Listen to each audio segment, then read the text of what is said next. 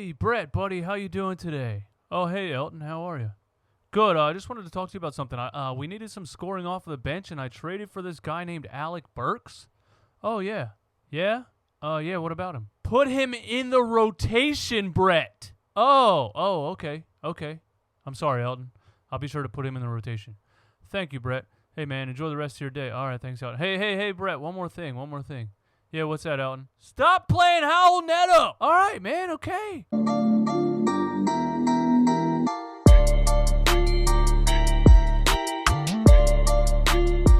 What is up, guys? DJ Eastwood here, run it back, home of the most brutally honest Philly sports takes on YouTube. Some people don't like it, but it's because some people don't like the truth.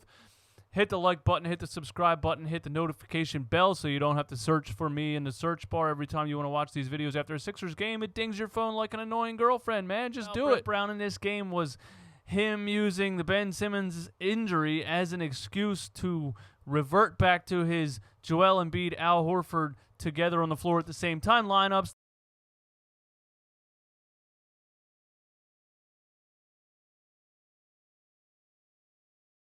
It's not even necessarily Embiid and Horford. I remember a game that Embiid was out and he played Horford and Kyle O'Quinn at the same time. So Brett Brown has this love for playing two centers.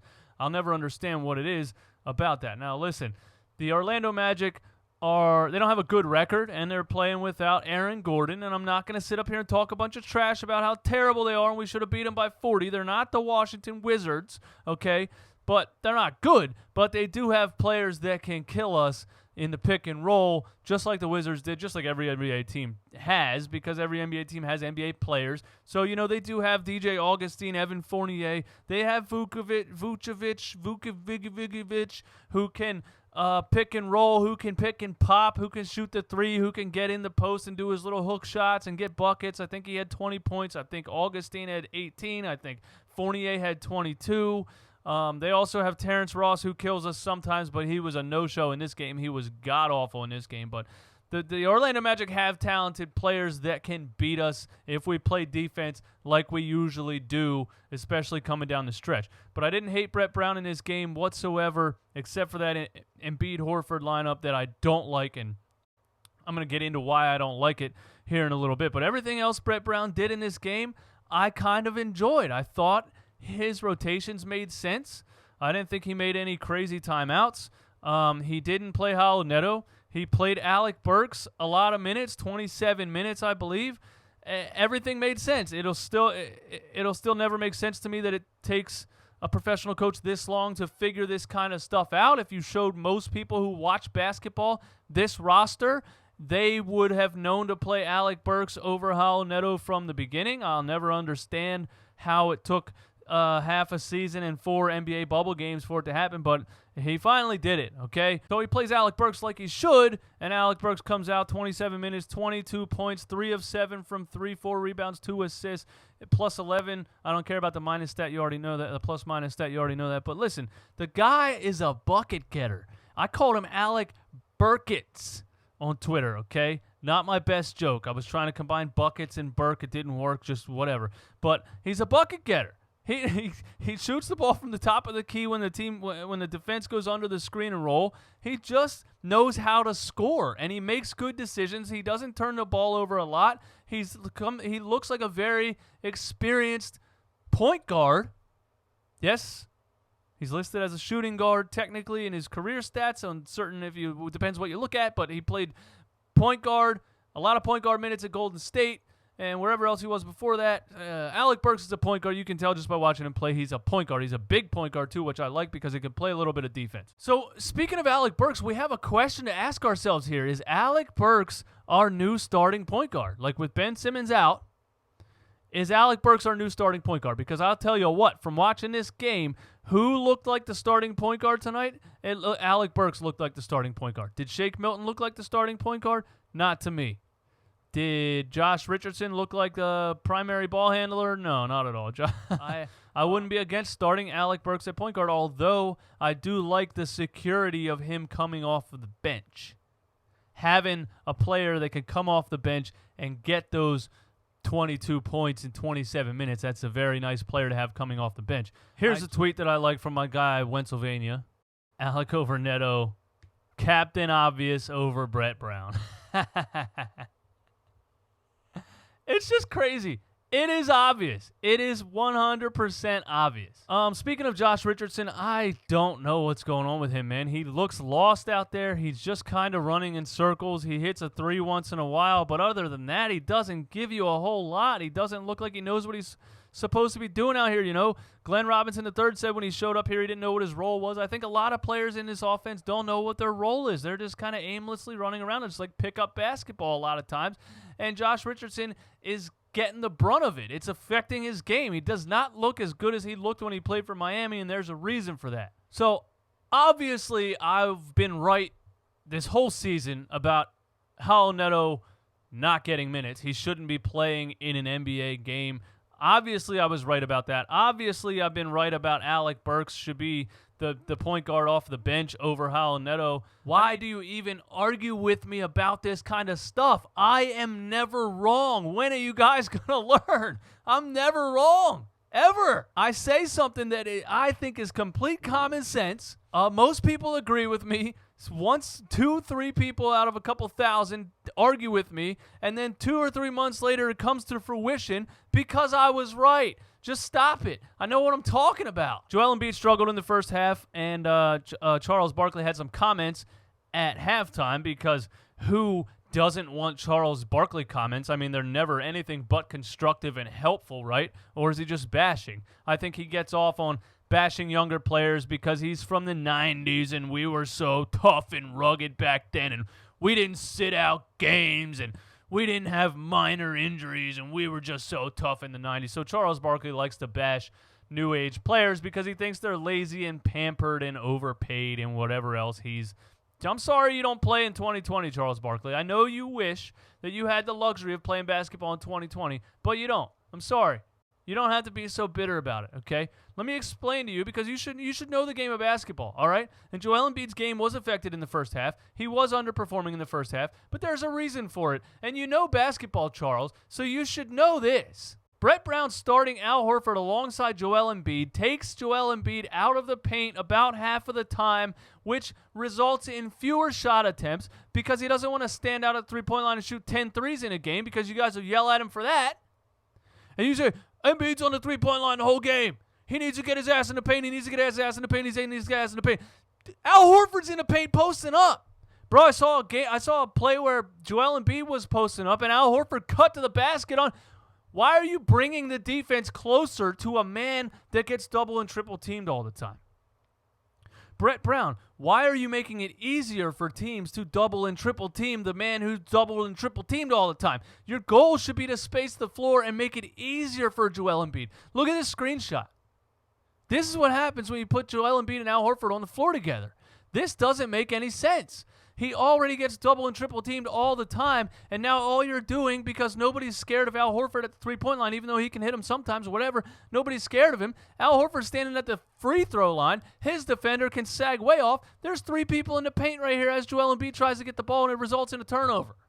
Your goal should be to increase the spacing, and you start another center alongside Joel Embiid. I'll never understand it, but they survived it, okay? Joel came alive in the second half. There was a lot less him and Al Horford at the same time, but I didn't totally hate it.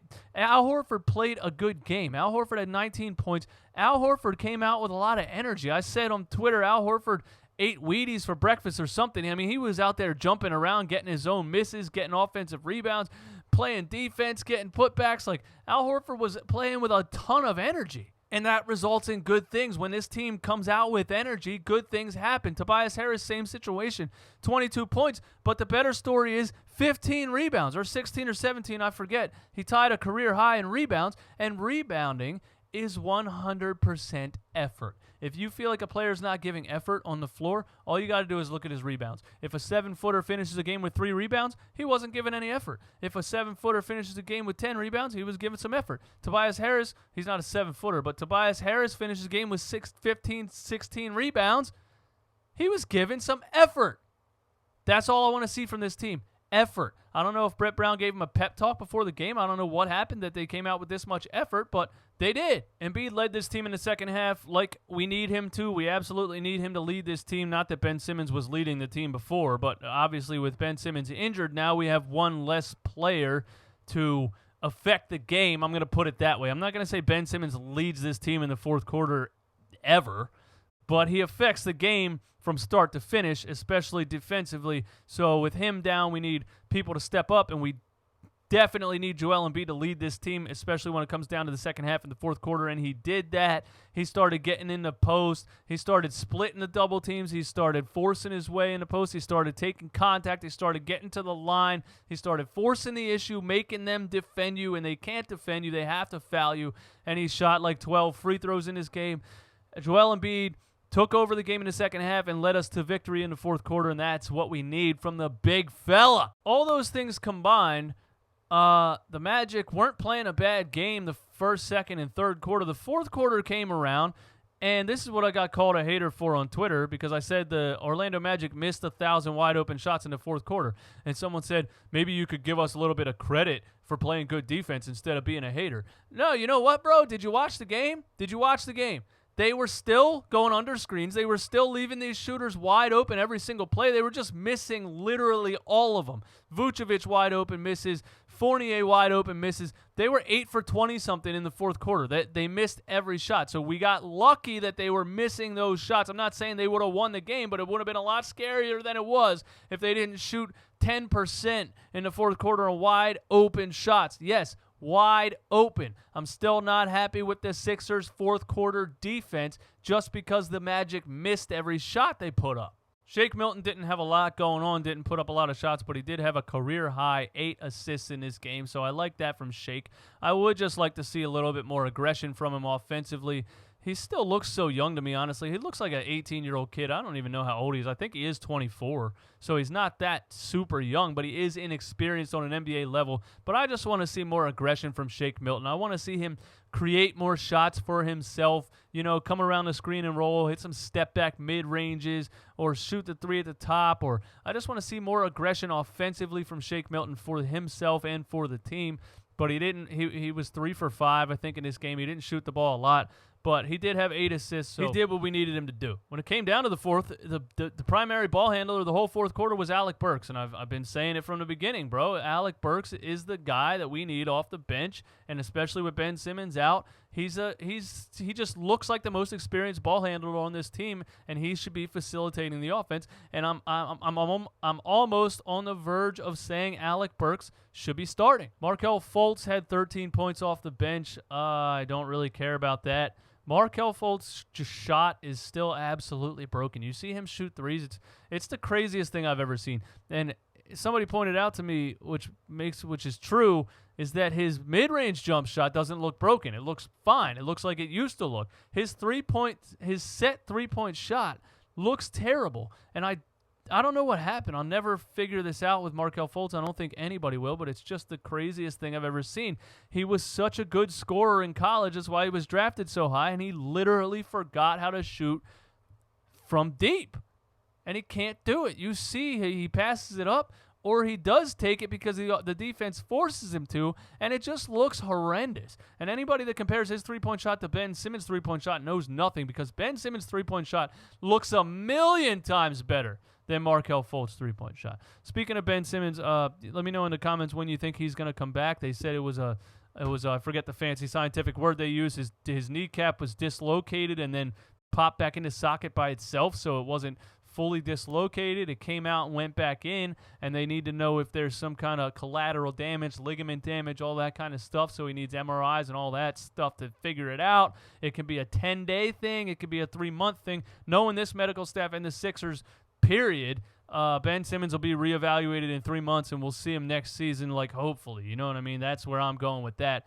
I don't expect to get Ben Simmons back in this NBA bubble restart mumbo-jumbo. I don't expect Ben Simmons to be back. But, I mean, we're playing good against teams like the Wizards and the Spurs and the Orlando Magic.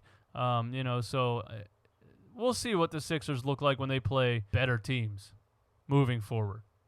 Give me all your thoughts and opinions in the comments, man. My name is DJ Eastwood. This is the Run It Back podcast, home of the most brutally honest Philly sports takes on YouTube. Some people don't like it, but it's because some people don't like the truth. Hit the like button, hit the subscribe button, hit the notification bell. It dings your phone like an annoying girlfriend. You guys have a blessed night. Peace.